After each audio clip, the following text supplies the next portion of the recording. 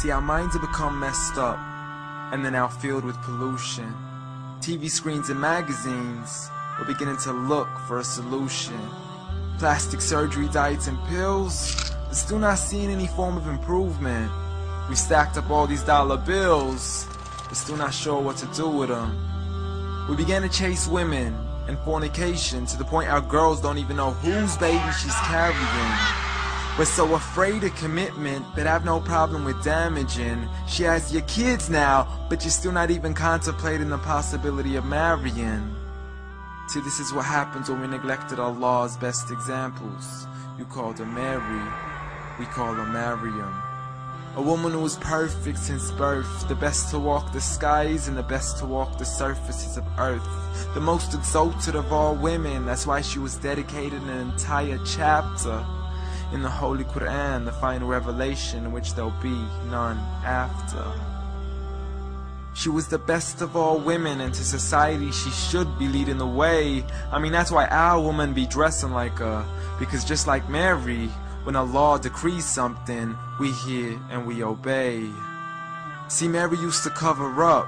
Despite everything they used to say, she would hide in hibernation, and to Allah she would pray. And when she was visited by angels in the form of men, she said, if you fear Allah, you would go away, because in the presence of men, she would not stay. But anyways, today we're taught to be against segregation, before in support of all forms of liberation. To free yourself from the clothes that only lead to your degradation. Why do you gotta cover your face for? We gotta see your identification. But little do they know her identity's right there. A woman who fears Allah and commits to her religious obligations. See, I respect all women too, because that's what my religion teaches. To lower your gaze when you're walking, there's no need to check out every second woman's features. There's no need to even shake another woman's hand, because in reality, there's only one reason why a guy would be pleased to meet you. And you could go ahead and deny it, but don't blame me for stating the obvious. When the pornographic industry is worth billions, you still don't see where the problem is? Sex is embedded into society to the point we'll exploit it to merely sell a car.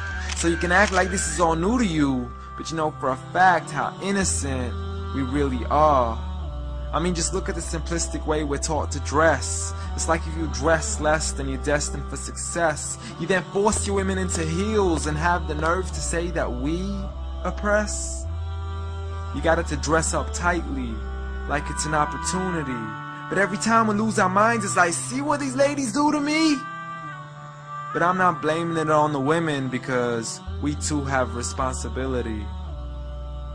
Prophet Muhammad ﷺ said, the best of men is he who is best in his character, and the best of them is he who is best to his lady after he married her.